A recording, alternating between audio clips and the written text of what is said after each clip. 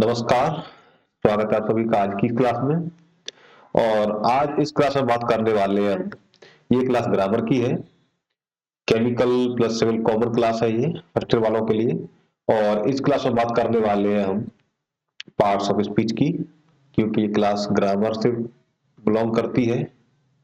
तो parts of speech, जिसको हम हिंदी में भाषा के भेद भी बोलते हैं,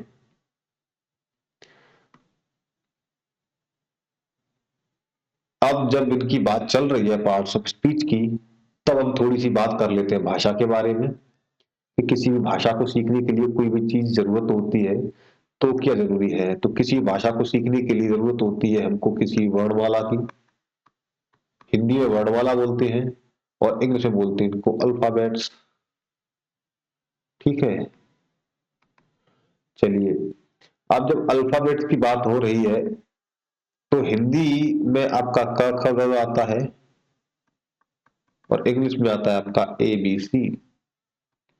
ठीक है, अब ए बी सी और क ख ग इन पे ध्यान दें। और यहां से एक क्वेश्चन रेज होता है किसी भी भाषा को बोलने के लिए, the smallest unit of language.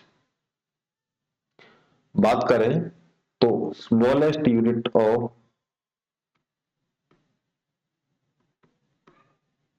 Language, किसी भी लैंग्वेज की स्मॉलेस्ट यूनिट क्या होती है पता होना चाहिए आपको। वो होती है आपकी letter. Smallest unit of language is letter. और इसके बाद हम आगे बढ़ते चलेंगे तो लेटर में जब दो या दो से ज्यादा और लेटर्स मिल जाते हैं जिनका कोई स्पेसिफिक मीनिंग होता है, वो बनाते हैं वर्ड। और वर्ड यही डेफिनेशन आगे चलती जाएगी। वर्ड से आपका फिर सेंटेंस बन जाएगा और सेंटेंस के बाद बन जाता है आपका पैराग्राफ। ठीक है, चलिए। ये तो बात रही हमारी लैंग्वेज की कि किसी भी लैंग्वेज सीखने के लिए आपको वर्णमाला की जरूरत पड़ती है। ठीक है, इंग्लिश में अल्फाबेट की जरूरत पड़ती है। इसके बाद आप ये भी जानते हैं, अब इंग्लिश में हम बात करें तो इंग्लिश में आपका 26 अल्फा लेटर्स होते हैं अल्फाबेट में, 26 लेटर्स। और उनमें से आपके 5 होते हैं वोवल और बाकी 21 होते हैं आपके कॉन्सोनेंट्स। इतनी बात क्लियर है। इसके बाद जब हम बात कर रहे हैं पार्ट्स ऑफ स्पीच की, तो आपके पार्ट्स ऑफ स्पीच कितने होते हैं जरा ये देख लेते हैं। तो जब पार्ट्स ऑफ स्पीच की बात चल रही है तो पार्ट्स ऑफ स्पीच आपके होंगे यहां, इंक पेन चेंज कर लेते हैं। पार्ट्स ऑफ स्पीच आपके 8 होते हैं और हम बात करेंगे एक एक करके। पहले नंबर पे आएगा आपका नाउन, दूसरे नंबर पर आता है आपका प्रोनाउन, 3 नंबर पे आ जाएगा वर्ब, चौथे नंबर पे आएगा एडजेक्टिव, 5वें नंबर पे आता है आपका एडवर्ब, 6वें नंबर पे आता है आपका प्रेपोजिशन, 7वें नंबर पे आता है आपका कंजंक्शन,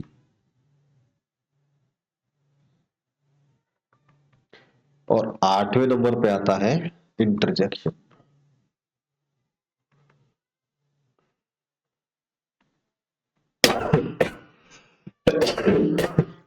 कितना क्लियर है। अब हम इनके हिंदी में नाम जानते ही हैं सब, अगर नहीं जानते हैं तो यहां से सीख लेते हैं। नाउन को बोलते हैं आप संज्ञा, प्रोनाउन को बोलते हैं आप सर्वनाम, वर्ब को बोलते हैं क्रिया, एडजेक्टिव को बोलते हैं आप विशेषण,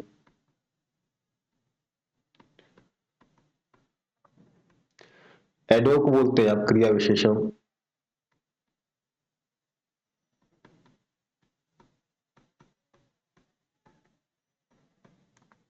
प्रेपोजिशन को बोलते हैं आप संबंध, बोधक और कंजंक्शन को बोलते हैं आप संयोजक।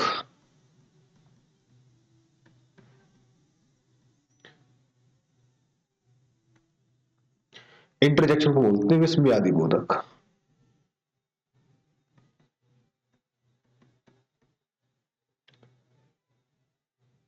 मेरे ख्याल से इतना क्लियर हो गया सभी को। तो लेक्चर लंबा ना हो जाए, इसके लिए आज हम केवल पढ़ेंगे और बात करेंगे सिर्फ संज्ञा के बारे में।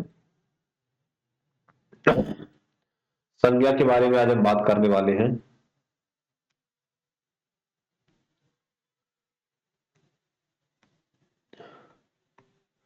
हम सिर्फ और सिर्फ संज्ञा के बारे में बात करेंगे। अब संज्ञा के बारे में बात करने के लिए एक और नया पेज ले लेते हैं हम, या फिर चलिए यहीं से शुरू, चलिए नया पेज ले ही लेते हैं।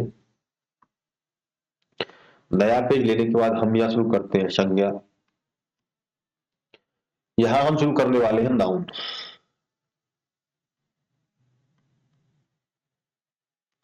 नाउन संज्ञा।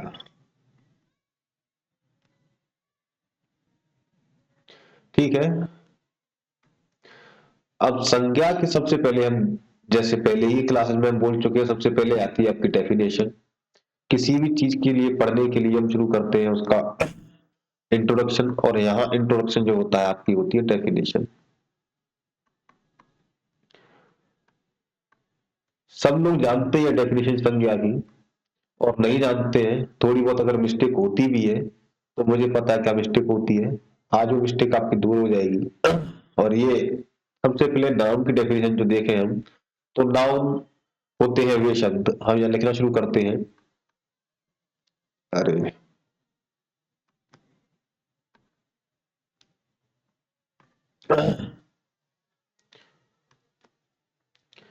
लिखते हैं, नाउन इज द नेम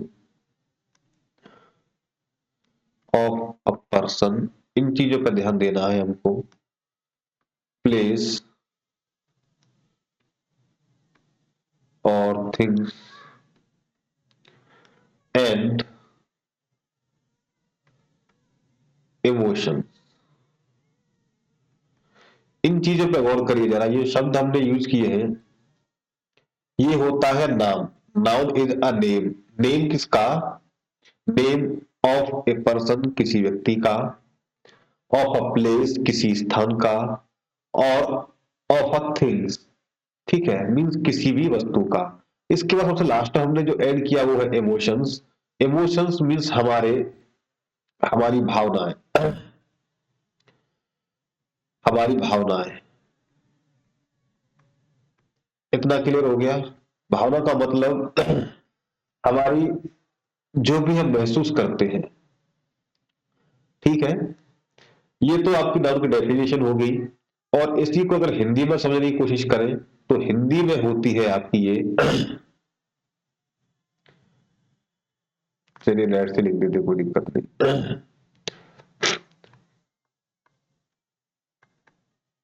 संज्ञा किसी व्यक्ति,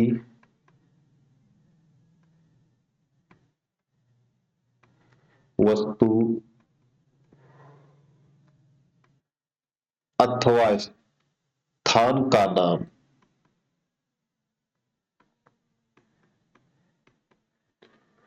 और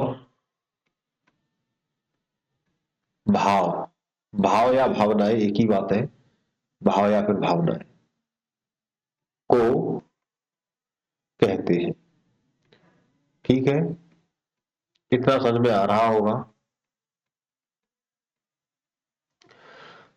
तो हमने देखा किसी व्यक्ति का नाम, वस्तु का नाम और स्थान का नाम, उसके बाद में आता है आपका भाव। इस चीज को हम अक्सर करके भूल जाते हैं, इस वर्ड को, जो आपका चल रहा है इमोशंस और भावनाएं।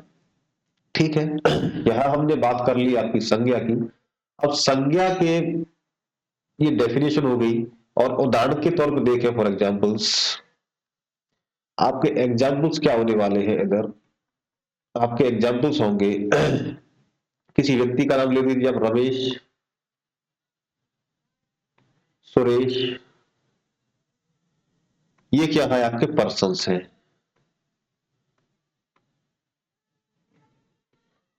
ये क्या है, पर आपका पर्सन्स का नेम हो गया। ठीक है। यहां देखेंगे आप, फैन, पेन। ये क्या है, आपका नेम ऑफ थिंग्स। इतना समझ में आ रहा है। इसके बाद हमने जो लिया प्लेस का नाम, जैसे हमने लिख दिया आगरा, दिल्ली। ये क्या है, आपके नेम ऑफ प्लेसेस। ठीक है सर। और अब अगर बात की जाए आपके इमोशंस की, तो इमोशंस के लिए आप देख सकते हैं, यहां आपका हो जाएगा हैप्पीनेस। ठीक है। और सैडनेस। ये आपके इमोशंस हो गए।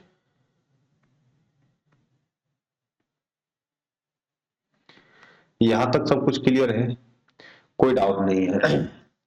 तो हमने देखा, यहां आपका पर्सन का नेम भी आ गया है। ये आपका पर्सन का नेम है। ये आपके थिंग्स हैं। ये आपका प्लेस का नेम है, और ये आपका इमोशंस आ गए। सब कुछ क्लियर है यहाँ। मेरे ख्याल से यहाँ तक कोई डाउट है ही नहीं, और होना भी नहीं चाहिए। इसके बाद अब हम आगे बढ़े। ये आपके नाउन्स थे। अब आगे बढ़ते हैं काइंड्स ऑफ नाउन या फिर पार्ट्स ऑफ नाउन। तो काइंड्स ऑफ नाउन की बात करें, तो यहाँ काइंड्स ऑफ नाउन अगर आप देखेंगे,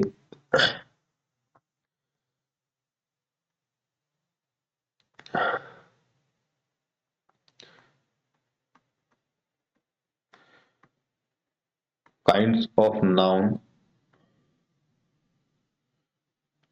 मीन्स संज्ञा के प्रकार। संज्ञा के प्रकार कितने होते हैं, यहां हम ये जानेंगे।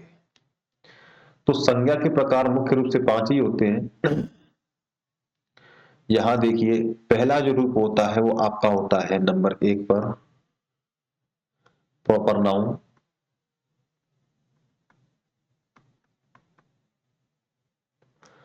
दूसरे नंबर पर होता है आपका कॉमन नाउन।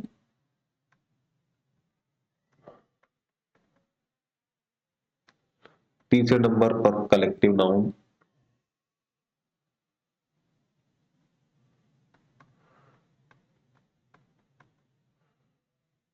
चौथे नंबर पर होता है आपका मटेरियल नाउन।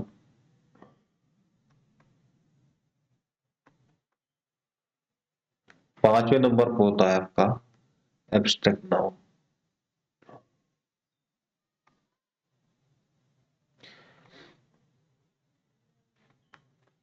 अब अगर इनकी हिंदी के बारे में बात करें, तो प्रॉपर नाउन होता है आपका व्यक्तिवाचक संज्ञा।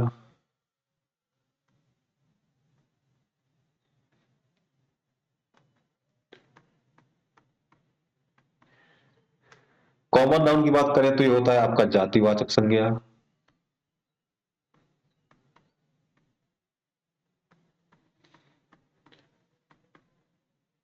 कलेक्टिव नाउन की बात करें तो ये होता है आपका समूहवाचक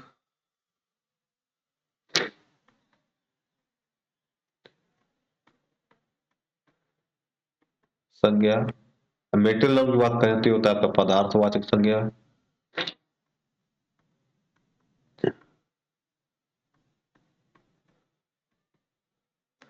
एब्स्ट्रैक्ट नाउन की बात करें तो ये होता है आपका भाववाचक संज्ञा।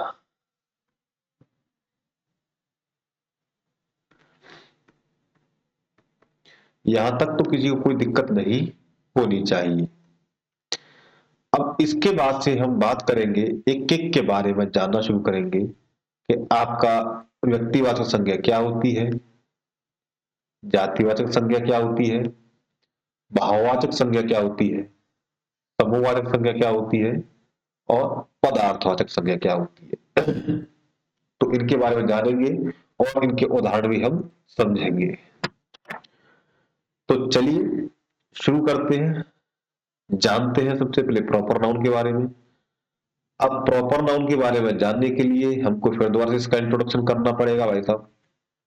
चलिए इंट्रोडक्शन करते हैं प्रॉपर नाउन का, जानते हैं प्रॉपर नाउन के बारे में। तो सबसे पहले डेफिनेशन होगी। डेफिनेशन क्या, पहले जान लेते हैं, पहचान लेते हैं प्रॉपर नाउन आपका होता क्या है। तो प्रॉपर से मतलब चलता है किसी डेफिनेट थिंग और प्लेस, और यहां आएंगे आपके कोई भी definite place, things and person. ठीक है। डेफिनेट का मतलब जैसे आपका नाम हो गया, ठीक है, your name. Your name means ये मेरा भी नाम है और आपका भी नाम है। अगर किसी व्यक्ति के बारे में बात कर रहे हैं, यूं तो बहुत सारे व्यक्ति होते हैं, और व्यक्तियों के बारे में बात करते हैं तो हम कहें कि वो व्यक्ति व्यक्ति नहीं पता, लेकिन मेरा नाम अगर रमेश है तो मुझे रमेश के नाम से बुलाओगे तब मैं आराम से आपको रिस्पॉन्ड कर सकूंगा, या फिर आप अपने नाम से बुलाएंगे खुद को तो आपको रिस्पॉन्ड कर सकेंगे। ऐसे ही थिंग्स के बारे में आता है। जैसे मैं कहूँ मुझे वो चाहिए, वो का मतलब क्या होता है, कुछ नहीं। थिंग्स के बारे में अगर आप बात करेंगे तो यहाँ आप देखिए, अगर आप कहें मुझे पेन चाहिए तो अब आपको पेन मिलेगा, नहीं तो आप कुछ भी कहते रहे ये चाहिए वो चाहिए, इशारा करते रहिए, आपको नहीं समझ में आएगा। वैसे ही प्लेसेस के बारे में बात करें, प्लेसेस के लिए आप कहेंगे मैं यहाँ जा रहा हूँ वहां जा रहा हूँ, उससे कोई समझ में नहीं आएगी बात। अगर आप कहें कि नहीं मैं दिल्ली जा रहा हूँ, तब आप समझ पाएंगे कि हाँ मैं दिल्ली जा रहा हूँ, यहाँ वहां से आप कोई भी बात नहीं समझ सकते हैं। इतना क्लियर हो गया। तो सीधी सी बात है, यहाँ किसी भी डेफिनेट प्लेस का नाम हो जाएगा, थिंग्स का नाम हो जाएगा, और पर्सन का नाम हो जाएगा। तो ये आपकी हो जाएगी प्रॉपर नाउन। जैसे फॉर एग्जाम्पल्स देख लेते हैं, यहाँ एग्जाम्पल्स देख लेते हैं एक बार। फॉर एग्जाम्पल यहाँ लिख दिया मैंने रमेश, यहाँ लिख दिया मैंने चेयर, और यहाँ लिख दिया मैंने मथुरा। इतनी चीज समझ में आ रही है। रमेश एक प्रॉपर पर्सन है, मीन्स एक डेफिनेट नेम है किसी पर्सन का, ठीक है। और ये आपका चेयर, ये भी एक डेफिनेट थिंग है चेयर। ऐसे ही मथुरा एक डेफिनेट प्लेस है मथुरा, यहाँ वहां कुछ भी इसमें नहीं है, ठीक है। तो ये रहे आपके प्रॉपर नाउन। इसके बाद हम बात करते हैं, एक थोड़ी सी बाहर की बात समझ लेते हैं। वो बाहर की बात क्या है। नाउन को अगर हम नाउन के काइंड्स देखें तो कुछ विधि नाउन को हम और दूसरे तरीके से समझ सकते हैं। जैसे आपका ये नाउन है तो इनके काइंड्स के बारे में हम ऐसे कह सकते हैं, एक तो आपका एब्स्ट्रैक्ट नाउन हो जाएगा, और एक इसको कॉन्क्रीट नाउन बोलते हैं, ठीक है सर। कॉन्क्रीट का मतलब दैट थिंग्स और person means in physical state. Physical state का मतलब हो जाएगा, यहां कंफ्यूज होने की जरूरत नहीं। कॉन्क्रीट का मतलब होता है कोई भी चीज ठोस या एक फिजिकल स्टेट में हो। जैसे किसी पर्सन का नाम लोगे तो पर्सन फिजिकल स्टेट है, उसका एक फिजिकल बॉडी है। अगर आप कोई भी थिंग लेंगे तो अगर आप देख देख लीजिए, यहाँ आपने कहा फैन, तो वो फैन एक फिजिकल स्टेट में है। वैसे ही यहां पर अगर एब्स्ट्रैक्ट की बात करें तो यहाँ आपके साथ जितने भी इमोशंस आते हैं जिनको आप फिजिकल स्टेट में नहीं शो कर पाते, वो क्या है आपके सारे के सारे एब्स्ट्रैक्ट में आएंगे। जैसे पिटी हो गया, ठीक है, फियर हो गया, इस तरीके से। लेकिन यहाँ प्लेस, इस जगह कंक्रीट में आप प्लेस भी ले लीजिए, प्लेस भी आते हैं। जैसे आप यहाँ आगरा लिख दीजिए, तो अब ये आगरा फिजिकल स्टेट में है तभी तो आप आगरा जा सकते हैं, इस वर्ल्ड में है, इस धरती पर है, ऑन दिस अर्थ अवेलेबल है, तभी तो आप जा सकते हैं। लेकिन आप फियर कहाँ देखेंगे, आपको फियर कहीं नहीं मिलने का, ना आपको पिटी मिलने का, ये तो आप सिर्फ और सिर्फ महसूस कर सकते हैं, ठीक है। फिजिकल स्टेट में आपको कहीं नहीं मिलेंगे। तो ये रही बात आपकी कॉन्क्रीट नाउन समझने की। अब नाउन में बहुत सारी चीजें आती है। नाउन में बहुत सारी चीजें क्या आती हैं, जैसे यहां समझने की कोशिश करेंगे। यहां हम सिर्फ और सिर्फ नाउन के बारे में पढ़ रहे हैं। नाउन के बारे में बात करेंगे तो आपका एक आता है नंबर नाउन। नंबर नाउन आपका जो आएगा वो आएगा आपका यहां कलेक्टिव नाउन में। कलेक्टिव नाउन में हम नंबर नाउन पढ़ेंगे, इसका जिक्र पहले ही कर दे रहा हूं। ठीक है, कॉमन नाउन पहले समझ लेते हैं, उसके बाद कलेक्टिव नाउन की तरफ बढ़ते हैं। नीचे वाला साफ कर देता हूं।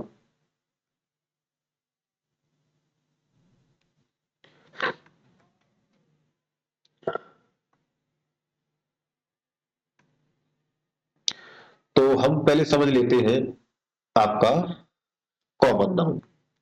कॉमन नाउन के बारे में बात करते हैं तो यहां भी names that is common means common noun के बारे में हम बात, यहां इसको हटा करके नीचे लिख लेता हूं, इंक चेंज कर लेते हैं।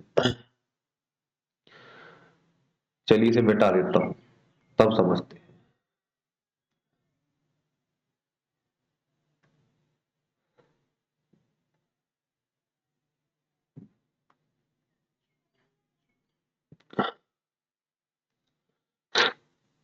यहां अब हम बात कर रहे हैं कॉमन नाउन की। तो कॉमन नाउन के बारे में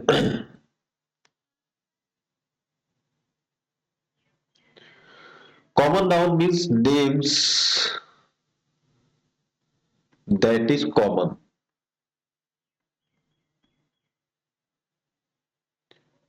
जैसे वो किसी में भी कॉमन हो सकते हैं। फॉर एग्जाम्पल मैं लिखता हूं पर्सन में। पर्सन में यहाँ कॉमन डे का मतलब ये नहीं कि आप रमेश कहें तो रमेश, बहुत सारे रमेश होंगे, वो कॉमन होंगे, नहीं, ये कॉमन नहीं होगा। पर्सन के लिए आप यहां लिख सकते हैं, जैसे मैं लिख देता हूं टीचर, ये एक डेजिग्नेशन है। ठीक है, अब इसमें आपकी मेल्स भी आ जाएंगी, मेल्स भी आएंगे और आपके फीमेल्स भी आएंगे। ठीक है, अब यह मेल या फीमेल की बात कर रहे हैं तो कॉमन नाउन में हम यहां पढ़ने वाले हैं जेंडर। कॉमन नाउन में हम जो पढ़ेंगे वो चीज आएगी, कॉमन नाउन में आपकी जो चीज आएगी वो आएगी जेंडर। जेंडर के लिए हम बाद में पढ़ेंगे, नंबर नाउन को यहां से हटा देते हैं जरा।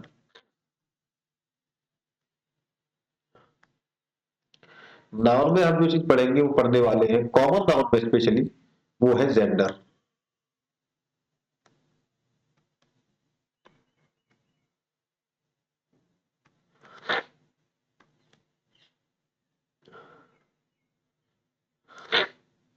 कॉमन नाउन की जब बात चल रही है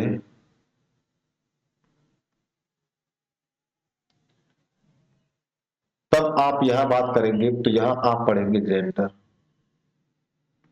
अब जेंडर को आप हिंदी में कहते हैं लिंग।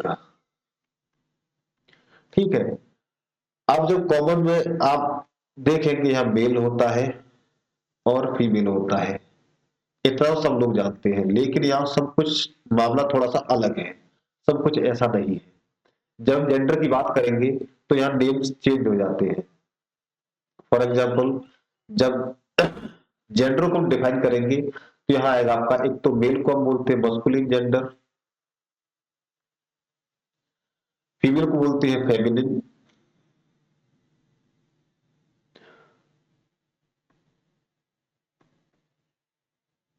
या फिर फेमिनाइन। ठीक है, और एक और जेंडर होता है वो होता है आपका कॉमन जेंडर,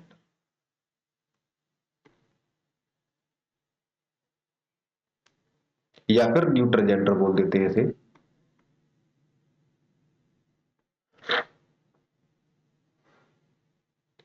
इन सब के बारे में हम अभी समझेंगे, इन सब के बारे में हम अभी यहां समझेंगे। न्यूट्रल जेंडर या common gender, feminine gender, masculine gender. यहां से अब आपका नाउन टॉपिक जो है थोड़ा थोड़ा आगे बढ़ता है। थोड़ा सा हमको बस समझने की जरूरत है, यहाँ कुछ भी हमें कंफ्यूज होने की वाली बात यहाँ कुछ भी नहीं आ रही है।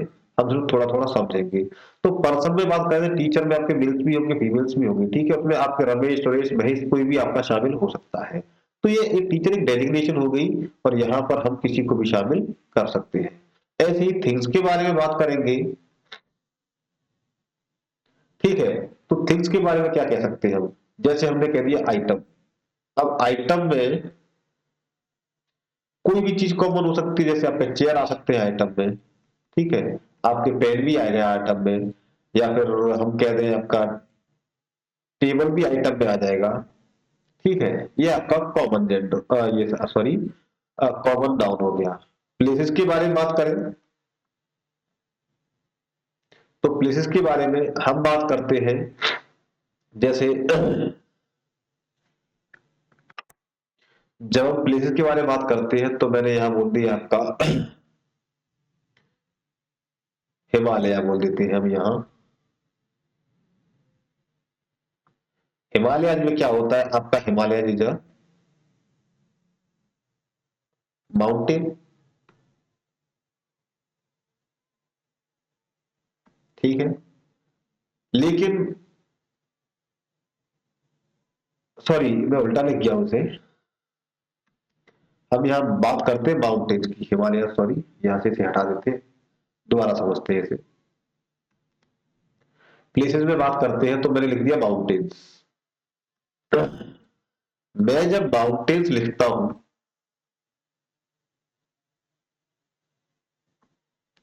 तो माउंटेन्स में क्या है आपका, ये हम जानते हैं माउंटेन्स अलग होते हैं, इनको हम हिंदी में पर्वत बोलते हैं, ठीक है, या फिर पहाड़ बोलते हैं। लेकिन जब मैंने लिख दिया हिमालय आज, तब ठीक है, ये आपका एक स्पेशल हो गया, तब ये आपका कॉमन होगा। सॉरी, कोई कॉमन नहीं, आपका प्रॉपर हो जाएगा। लेकिन जब माउंटेन की बात होती है तो माउंटेन में आपका नीलगिरी भी शामिल हो जाता है, ठीक है, आपका अरावली भी शामिल हो जाता है, वही आपका हिमालय।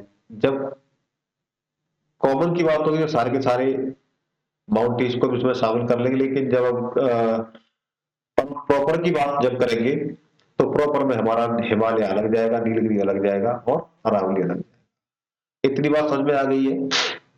तो कॉमन नाउन में हम जब पढ़ेंगे आगे देखेंगे मेल्स एंड फीमेल्स, इससे हमें याद आता है कि इसके आगे हम पढ़ने वाले हैं अब आपका जेंडर। तो इस टॉपिक को बाद में क्लियर करेंगे, अभी नहीं कर रहे हैं, लेकिन मैं बता देता हूं कि यहाँ आपका जेंडर भी इसमें शामिल हो गया है। ठीक है सर, आगे बढ़ते हैं। तो इसके बाद जो आपका आता है नेक्स्ट टॉपिक जो है वो है आपका कलेक्टिव नाउन का, ठीक है। कलेक्टिव नाउन में जब बात करेंगे,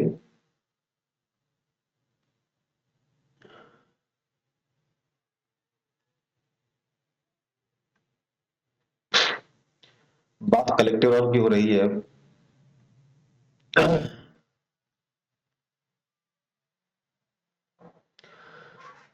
तो कलेक्टिव नाउन में आ जाते हैं, जैसे नाम से पता चल रहा है समूहवाचक, मींस कलेक्शन ऑफ,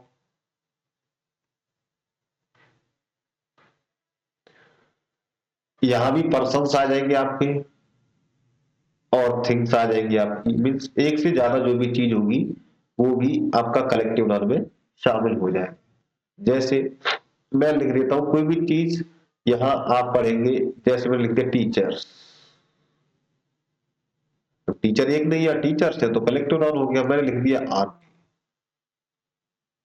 आर्मी एक बहुत बड़ी फोर्स है। मैंने लिख दिया पुलिस, ये क्या है, सारी चीजें कलेक्टिव नाउन है, ठीक है। थिंग्स के लिए मैं लिख देता हूं बंच ऑफ कीज, ठीक है, या फिर ऐसे में लिख दिया हर्ड, जानवरों के लिए जानवरों का झुंड होता है। इस तरीके से ये क्या है आपके सारे के सारे कलेक्टिव नाउन।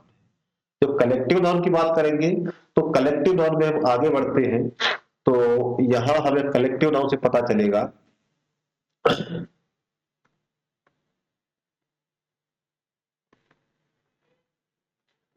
जब इसको हम डिवाइड करेंगे कलेक्टिव नाउन को, तो हमें पता चलेगा ये होता है आपका नंबर नाउन। कलेक्टिव नाउन को हम बोल सकते हैं नंबर नाउन, ठीक है। नंबर नाउन, अब नंबर की बात चलेगी तो यहाँ होंगे नंबर दो तरीके के होते हैं, एक तो आपका काउंटेबल होता है,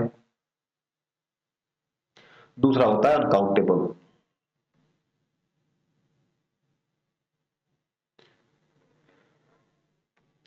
काउंटेबल मीन्स जिसको हम गिन सकते हैं, ठीक है, अनकाउंटेबल जिसको हम गिन नहीं सकते। तो यहाँ काउंटेबल में आपका नंबर जैसे हो जाएगा 2, 3, इस तरीके से। लेकिन अनकाउंटेबल में जैसे मैंने लिख दिया हार्ड में पूरा झंड बोल दिया, तो इनको गिन सकते हैं नहीं गिन सकते। मैं लिख देता हूं यहाँ काउंटेबल में जैसे 2 पुलिसमैन, लेकिन यहाँ लिख दिया मैंने सीधा पुलिस लिख दिया, तो पुलिस का मतलब पूरी की पूरी कम्युनिटी आ गई यहाँ भाई साहब, ठीक है। लेकिन यहाँ आपका 2 पुलिसमैन है, तो आपके सिर्फ और सिर्फ पुलिस वाले हैं, यहाँ पुलिस का मतलब पूरी कम्युनिटी आ गई, अब इनको हम गिन नहीं सकते, ठीक है। तो यही काउंटेबल और अनकाउंटेबल से हमारा नंबर सिस्टम शुरू होता है, और जिसे हम बोलते हैं सिंगुलर और प्लूरल, ठीक है। यहाँ काउंटेबल भी हमने 2 पार्ट्स में डिवाइड कर दिया है। काउंटेबल को हम डिवाइड कर देते हैं 2 पार्ट्स में, एक तो आपका सिंगुलर और एक प्लूरल। सिंगुलर का मतलब one in number, one number, ठीक है। प्लूरल का मतलब मोर देन टू, टू और more than two, mean at least तो आपके 2 होंगे, ठीक है।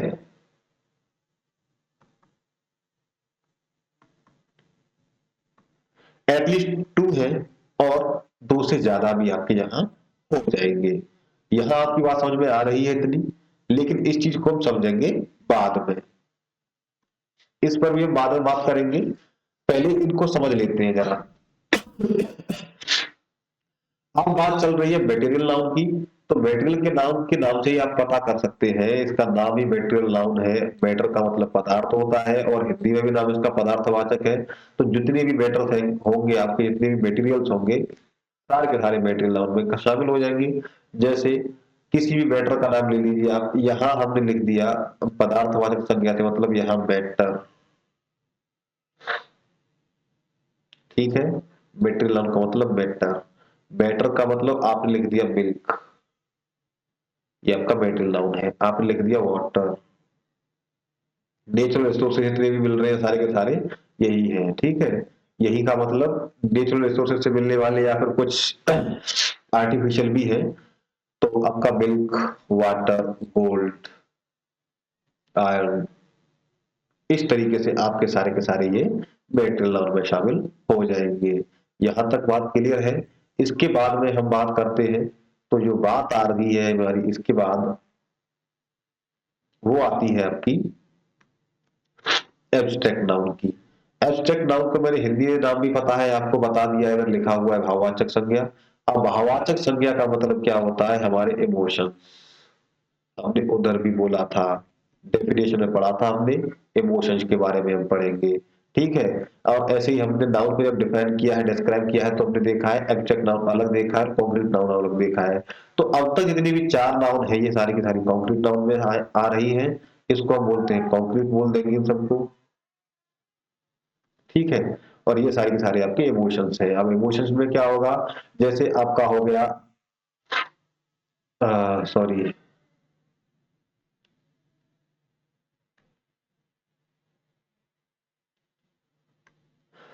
इमोशंस की बात जब चल रही है, तो यहाँ इमोशंस में आपका आ जाएगा पिटी। आप यहाँ पिटी ले लीजिए, यहाँ लिख सकते हैं पिटी, ठीक है। हैप्पी, यहाँ सैड, ये सारी की सारी क्या है, आदमी की मुद्राएं हैं। मीन्स आदमी दुखी हो सकता है, आदमी खुश हो सकता है, ठीक है। काइंड हो सकता है, आदमी दयालु हो सकता है, इस तरीके से, ठीक है। और सबसे बड़ी जो पहचान है, ऐसे वर्ड्स जिनके पीछे लेस लग जाए, ठीक है, होड लग जाए, या फिर लेस लग जाए, ये 3 वर्ड्स को हम समझ सकते हैं। ये वर्ड जिसके पीछे लग जाए, वो क्या होगी, आपकी आंख बंद करके आप उसे बता सकते हैं कि ये आपकी एब्स्ट्रैक्ट नाउन है। ठीक है, इतनी बात हमारे समझ में आई है। चलिए, इसके बाद से आज का ये टॉपिक था नाउन का। इतनी बात सबकी समझ में मेरे ख्याल से आ गई है। इस टॉपिक को आज यही क्लोज करते हैं और नेक्स्ट लेक्चर में हम समझने वाले हैं आपका नेक्स्ट लेक्चर में हम समझेंगे क्या क्या। एक तो हम समझने वाले हैं आपके नाउन का जेंडर, ठीक है। दूसरा समझने वाले हैं आपका हम नाउन का नंबर, नंबर नाउन या फिर नाउन का नंबर, ठीक है। इसमें क्या होगा आपका काउंटेबल नाउन और अनकाउंटेबल नाउन। काउंटेबल नाउन में हम समझेंगे आपका सिंगुलर नाउन क्या होता है और आपका प्लूरल नाउन क्या होता है। कुछ इनके बारे में टिप्स एंड ट्रिक्स जानेंगे कि इस तरीके से हम सिंगुलर नाउन को प्लूरल में कर सकते हैं, क्या क्या तरीके से हम कर सकते हैं, ठीक है। ऐसे ही जेंडर के बारे में समझेंगे, आपका मस्कुलिन जेंडर, फेमिनिन जेंडर और आपका न्यूट्रल जेंडर या फिर कॉमन जेंडर, बात एक ही है। तो तब तक के लिए आप इस लेक्चर को समझिए, पढ़िए। नहीं समझ में आता है तो जो भी बात आपको समझ में नहीं आई उसे कमेंट करिए, अपने यारों को दोस्तों को शेयर कर दीजिए जिससे वो भी पढ़ सके, समझ सके। बिल्कुल बेसिक सी बात है, बेसिक चीज, कॉमन चीज हम यहाँ पढ़ने वाले हैं सारी की सारी। और ज्यादा बड़ा लंबा लेक्चर मैंने किया नहीं है। पिछली बार लेक्चर थोड़ा लंबा हो गया था और थोड़ी वॉइस क्वालिटी में भी दिक्कत आई थी, लेकिन आज वॉइस क्वालिटी एकदम क्लियर है, साफ है, कोई भी टेक्निकल इश्यू नहीं है। तो आगे आपको सबके सब लेक्चर एकदम क्वालिटी फाइन मिलेगी, वॉइस क्वालिटी भी आपको अच्छी मिलने वाली है। चलिए, तब तक के लिए आप समझ लीजिए, स्वस्थ रहिए, मस्त रहिए, ठीक है। तब तक के लिए बाय बाय।